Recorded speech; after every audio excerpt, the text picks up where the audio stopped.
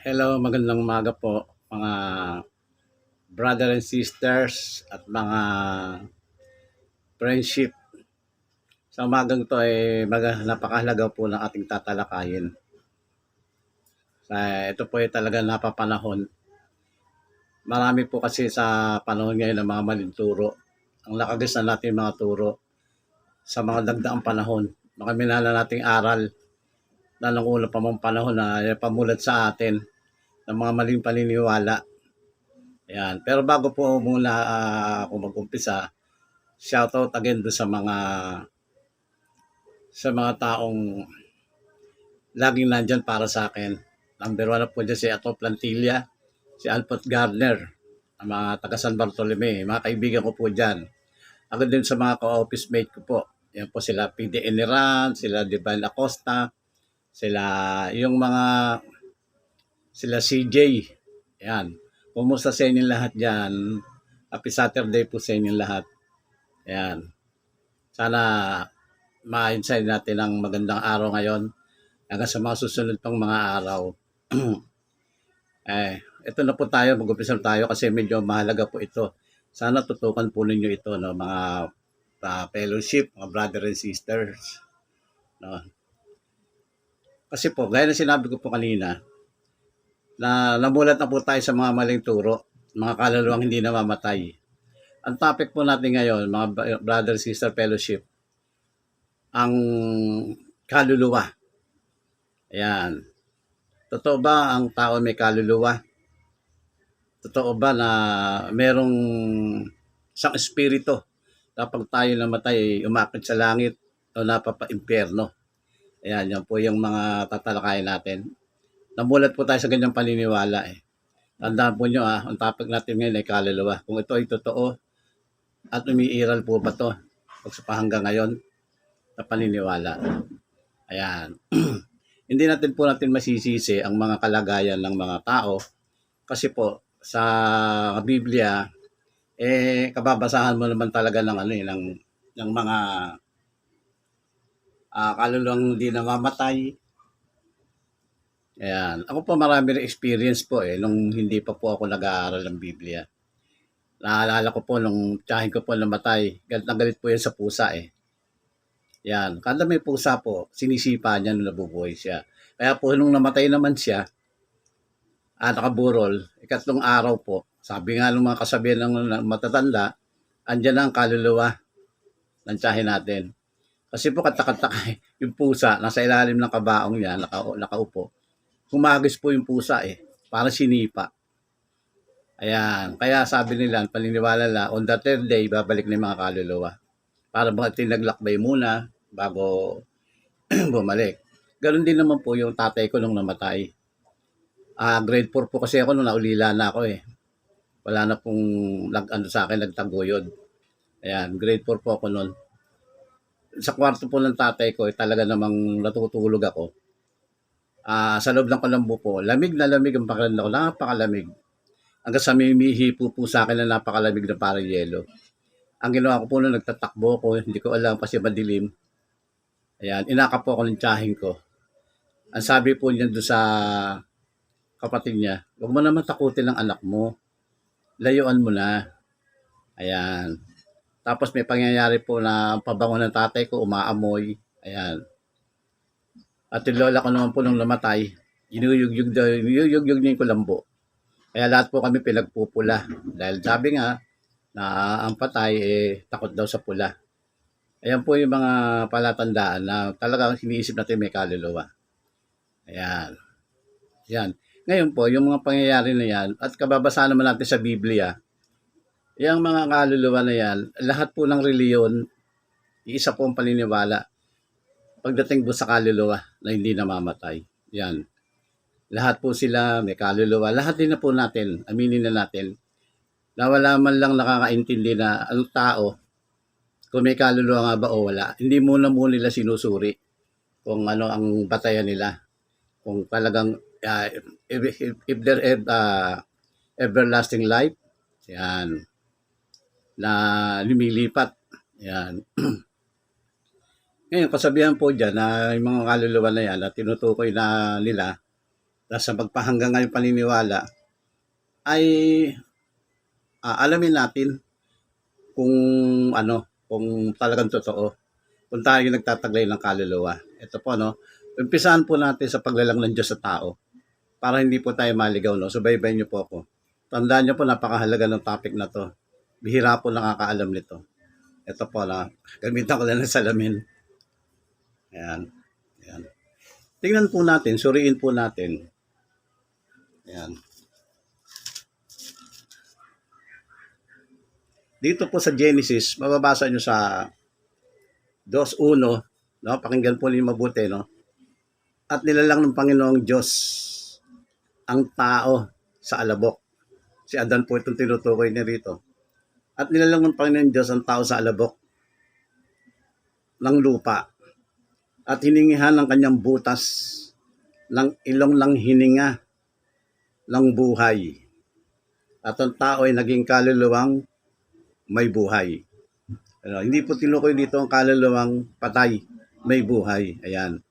Supposed to be, ang creation po ng tao, putik po si Adan.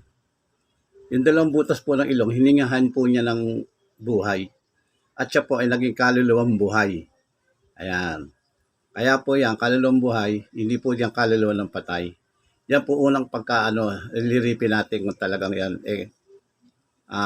pag namatay, aakit sa langit o sa impyerno. Matay ko mang isipin, mga friendship, kapag ba ang tao, dati na namatay, sabi nila, rest in peace, mababasa natin yan. Siya ay nasa kanlungan na ng Diyos. Sinasabi ng mga relative natin, pag ang tao mabait, sabi niya kapiling na ang Panginoon, thank Lord. Yan, mababasa natin. Yan, nasa kanlungan na siya ng Diyos. Ito ba'y totoo? Yan, malalaman po natin niya kung ito ay totoo. Yan. Kasi po, yung sinabi nga po natin sa Genesis kanina, nilalang niya hininga ang butas ng ilong ng ni Adan. Ayan. Ngayon, iisipin po natin, kung ikaw ay namatay at lumipat ang kaluluwa mo sa langit, hindi ka namatay, buhay pa rin. Ang diwa mo, nasa langit ka na. Yan. Pero sinasabi ng iba, ay ang namatay lang naman yung astral body, yung katawan lupa. Pero yung espiritu, nakaluluwa, umaakit sa Diyos. Iba nasa sa impyerno. Yan. Pero kung tutuusin, ang logic po dyan, binabanggit po dyan yung mga kalagayan ng mga patay Kung mamaya po babanggitin ko sa inyo, kung paano na Pero tingnan po natin ang kalagayan ng patay, Kung talagang nagbabalik. Ito po sa Ecclesiastes, Basahin po natin, 9:20. Ito po, hanapin ko lang po sandali, Ayan. Ito po. Ayan.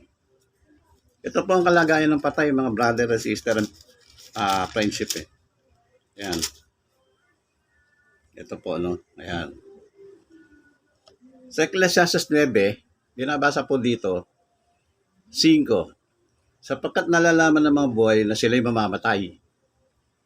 Ngunit hindi nalalaman ng patay ang anumang bagay na mayroon pa man silang kagantihan, sapagkat ang alaala sa kanila ay nakalimutan. Yan po, nakalimutan po yan. Alalaman natin na tayo buhay, na tayo mamamatay, ngunit ang mga patay wala namang anumang nalalaman. Kung susunod po yung Gis, 3 Gis, 9 Gis din po, ano mang masampung gawin ng iyong kamay, lagay mo ng iyong kapangyarihan. Sapagkat walang gawa, ni kathaman, ni kaalaman man, ni karunungan man, sa Sheol na iyong pinaparunan. Ito pong Sheol, ito po yung libingan sa Grego. Sa Hebrew po, Sheol, Grego. Hades, ayan po. Ano mang masumpang gawin ng kapangyarihan, ano mang masumpang gawin ng iyong kamay, gawin mo ng iyong kapangyarihan, sapagkat walang gawa, ni kathaman, ni kaisipan man, ni karunungan man, sa libingan na iyong pupuntahan. Ito po ang kalagayan ng patay. Gawin mo na rin lahat hanggat nabubuhay ka. Dahil wala na pong alam, ni gawa, ni isip. Lahat po yan ay naparam na Ayan po yan, ang kalagayan po ng patay. May binabanggit po sa Biblia, hindi ko lang makita yung teksto Ang sinasabi po doon na ang patay ay hindi na bumabalik sa kanilang bahay. Ayan po yan. Ayan. Pero yun po ito, may paniniwala po sila dito na at sabi, katawang lupa yan eh. Yan. May punto po sila. Pero dagdagan ko lang po, no, yung binabanggit po dito sa 5, no? Sa 5, ayan. Ayan. Dito po, ayan. Binabanggit din po rito na yung bang bakit nakalimutan ko yun. Dito rin po sa Ecclesiastes yan, makikita nyo. Ang sabi po dito, ang tao, wala nang karangalang higit pa sa hayop. Tandaan nyo, sapagkat kung anong nangyayari sa mga hayop, siya din ang nangyayari sa mga tao kapag namamatay. Sapagkat sila may isang hininga. Ulitin ko po, no, ang tao wala nang karangalang higit pa sa hayop. Kung ano nangyayari sa hayop, nangyayari sa tao. Sapagkat sila may isang hininga. So yun nangyayari po sa hayop, na may isang hininga, pag naputuloy po yung patay na. Ganoon din po sa tao eh. Wala na po tayong kaibahan sa hayop. Ayan, may isa lang pong hininga. Ayan. Yan po ang kalagayan ng patay. Ngayon, siyempre sasabihin ng mga iba dyan na mahuhusay sa Bible. Ano yan eh, astral body, katawan niya ng katawan lupa yan, tinutukoy mo, Brad. Ayan. Pero yung kaluluwa, wala dyan, lumipat na sa Ayan. Tingnan natin po, no. Kung naalala po nyo mga brother and sisters na si Lazaro, kaibigang matalik ni Jesus, kapatid siya nila Marta. Ayan. Noong po si Jesus naglalakbay, nakarating po sa kanya, dahil si Lazaro po namatay na eh. Nakarating po kay Jesus, ng kanyang matalik na kaibigan ay namatay na. Ayan. Pero kung taka-taka, isipin mo, kung ikaw, best friend mo, agad kang pupunta para makita mo. Pero in 4 days po, bago po pupunta si Jesus, 4 na araw po muna siyang pumunta. 4 na araw bago niya pinuntahan. Ganyan po ang ng Biblia.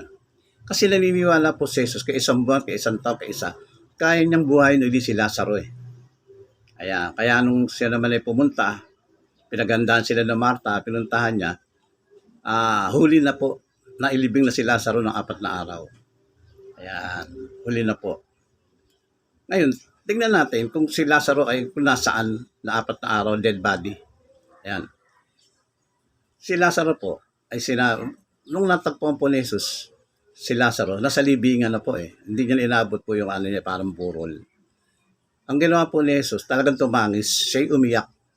Umiyak po ating Panginoong Jesus. Kasi nga po dahil best friend niya yon at namatay. Pero sinutukoy po doon, Lazaro, sabi niya kay Marta, hindi yan patay. Yan ay natutulog lang. Yan, natutulog lang po si Lazaro. Kaya sinabi po niya, Lazaro, bumangon ka. Yung salitang tinig po ni Jesus ang nagpabangon kay Lazaro. Talaga nung natong kapon libingan ni Lazaro, talaga nakabalot pa po siya ng parang damami. Yung mga noon binabalot po ng mga tela. Yan. Binabalot po siya doon. Nakabalot po siya. Bumangon po si Lazaro sa pagkabuhay muli. Na tinutukoy na Jesus sa pinapangaral niya, the resurrection of the body. Pagkabuhay na muli. Ayan. Ngayon,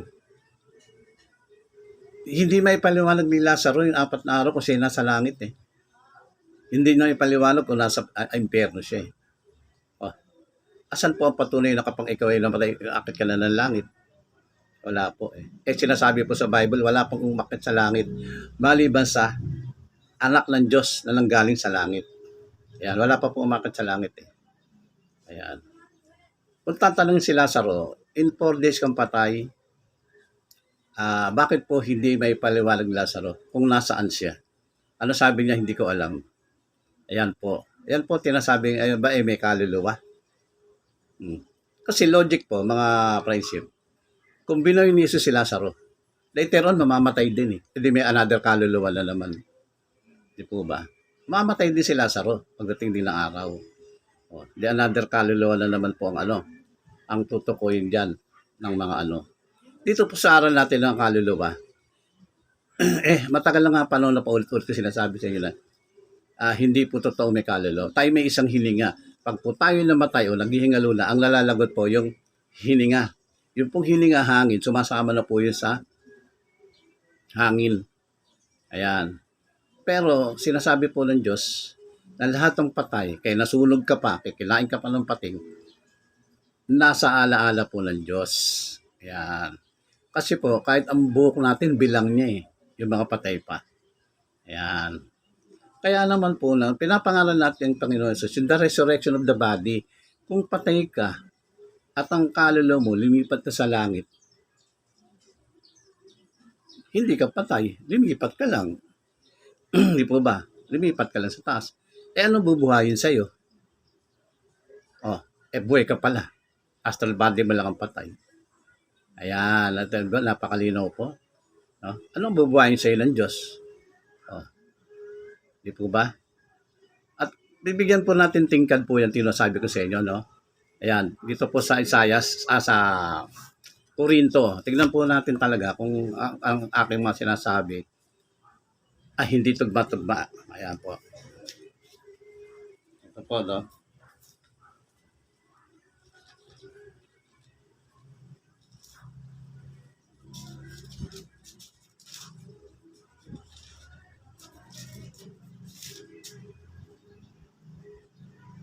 Ito po. Ayan. Dito po sa unang Corinto 15, 12 subaybayan nyo ako. Sulat nyo po yan 15, unang Corinto 12. Ayan. Ito po, si Jesus po ang nagsasabi rito Kung si Kristo nga pinangangaral na siya ay muling binuhay sa mga patay. Bakit ang ilan sa inyo ay nagsisipang sabi na walang pagkabuhay na maguli ng mga patay? Ayan, bakit ito sinasabi natin walang pagkabuhay na mali? Kung si Kristo nga nagpakita halimbawa na siya ay namatay. Di po ba? Ayan. At 13 po, tatapat kung walang pagkabuhay na maguli ng mga patay, ay hindi na sana muling binuhay si Kristo. Ba't kailangan pa siyang mamatay? Kung wala nang pagkabuhay muli. Dito po, nagpapakita ng halimbawa na mga patay ay mabubuhay. Sila po ay pansamantalang tulog sa panahon ngayon. Wala pa po yung tunog ng pakakak sa huling mga araw ng paghukom na sila ay mabubuhay. Ang linaw-linaw, kung walang pagkabuhay na maguli ng mga patay, ay hindi na muling binuhay si Kristo.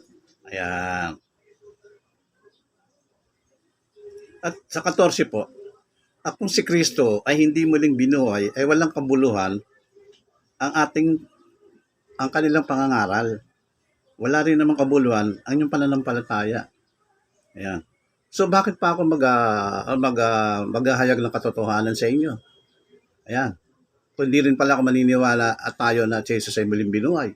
Walang kapararakan po itong pananampalataya at ginagawa kong magpapagod lang po ako.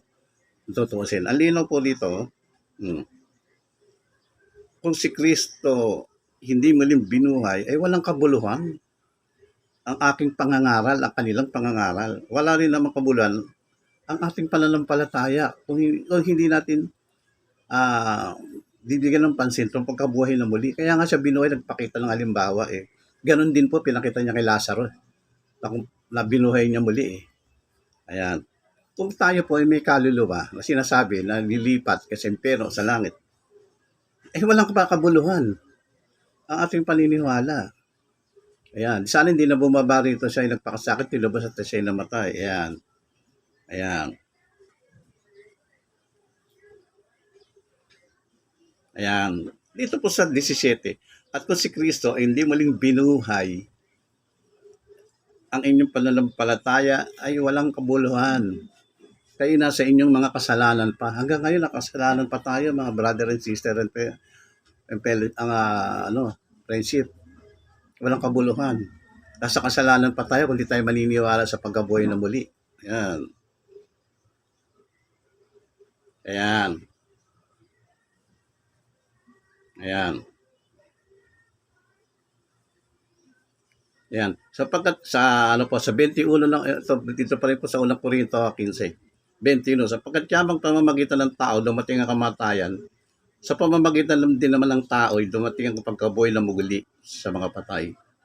Yung pong dumating pong kamatayan dito, si Adan po may dala, binana natin. Sabi po rito, sapagkat yamang sa pamamagitan ng tayo dumating ang kamatayan, sa pamamagitan naman ng tao dumating ang pagkabuhay na muli sa mga patay. Nagpakita po ng halimbawa si Jesus dito eh. Ayan.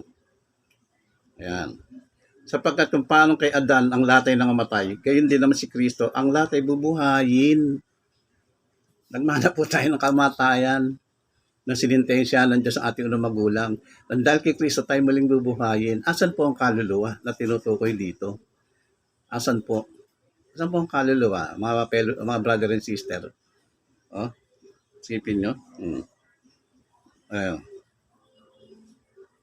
Yan po yan.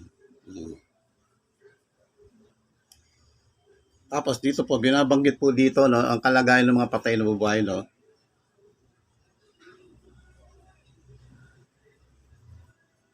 Sa po, 42 po, dito pa rin sa 15. Gayon din naman ang pagkabuhay ng muli ng mga patay. Itinatanim na may kasiraan. Binubuhay na maguli ng walang kasiraan. Kasi po, ang katawan natin masisira po, uuurin, maagnas lahat. Yan, nakikita nyo naman, di ba, ang kalagayan ng patay. Sabi po dito, ayan. Gayon din naman, ang pagkabuhay maguli ng mga patay. Tinatanim na may kasiraan. Sira na po ang katawan natin eh. Binubuhay na muli ng walang kasiraan. Sa isang iglapot, sa pagkabuhay na muli, hindi na po itong body natin ang magiging katawan natin. Babaguhin po ito. Ayan, hindi po ito. Kasi sira na po yung unang katawan natin eh. Babaguhin po ito ng Diyos. Pero dito pa rin sa lupa. Ayan. Ayan po ano. At sa 44, tinatanim na ang may katawang ukol sa lupa. Binubuhay na maguli ng katawang ukol sa espiritu. Ayan. Kung may katawang ukol sa lupa, may katawang ukol sa espiritu naman. Ayan. Ayan. Ay, ibig po sabihin dito tinutukoy po, no, merong talagang kaluluwa, espiritu po, no, hindi po kaluluwa sa lupa. Meron naman para sa langit, yung 144,000. Ayan po yan. Na siyang binili sa gitna, bunga ng lupa bilang panguling bunga ng Diyos. Ayan. Ayan. Gayun din man, nasusulat, ang unang taong si Adan,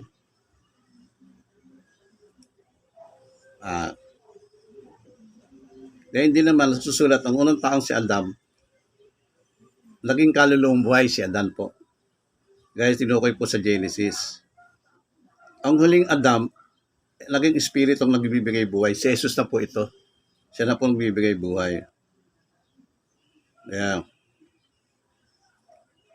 Bagamat ng ukol sa espiritu ay hindi siyang una, kundi ukol sa lupa, pagkatapos ng ukol sa espiritu. Ito po yung hininga ng Diyos na binigay sa atin. Tapos sa 47, ang unang tao ay tagalupa na ukol sa lupa. Tikalong tayo tagalangit. Meron pong talagang individual sa langit 144,000 na ni-lecture ko po ito noong nakaraan. Meron po sa lupa, kaya nga tayo po ang paghaharian nila eh. Ayan. Ayan. Ayan. Ngayon, sa bagong langit, bagong lupa na tinutukoy ko sa inyo, mga brothers, ito po, ang magaganap, ang kahuli-huliang ang kahuli-huliang kaaway ng Diyos, nalilipulin, ay ang kamatayan. Kaaway po ng Diyos ang kamatayan eh. Ayaw po ng Diyos na mamatay eh. Nilikha niyo po sa Eva at Adan na mabuhay magpakailanman, kaya binigay niya lahat eh. Kaya binabanggit po rito na ang kahuli-huliang kaaway ng Diyos ang kamatayan. So, logic po eh. Diba?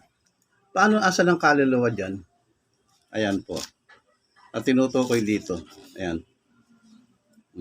Ang linaw mga kapatid na walang kabuluhan lahat ang ginagawa natin kung di tayo maniniwala sa pagkabuhay ng muli. Di ba, kagaya ng aral ko sa inyo na si Satanas dudurugin sa ilalim natin yung mga paa. Yan, ang linaw-linaw po nun. Di po ba? Kaya nga po na sinasabi ko sa inyo na maraming turo na talagang ngayon talagang kung meron naman talagang magpapatunayan na may kaluluwa na umiiral, ito po ang huling tekstong babasa ko sa inyo. Ito hindi nila nakikita sa Ezekiel po. Tingnan nyo Ezekiel. Saan na ba yun? Ito po. Baliin po nila ito, no? Baliin po nila to. Ezekiel.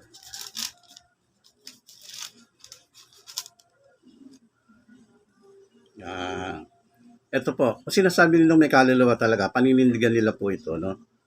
No. Ezekiel 18:4. Narito, lahat ng kaluluwa ay akin. Kung paanong kaluluwa ng Ama. Mga tao po yun, no? Hindi po ang Diyos Ama. Gayun din ang kaluluwa ng anak. Tayo po yun. Ay akin. Ang kaluluwa nagkakasala ay mamamatay. Yan. Ulitin ko po, no?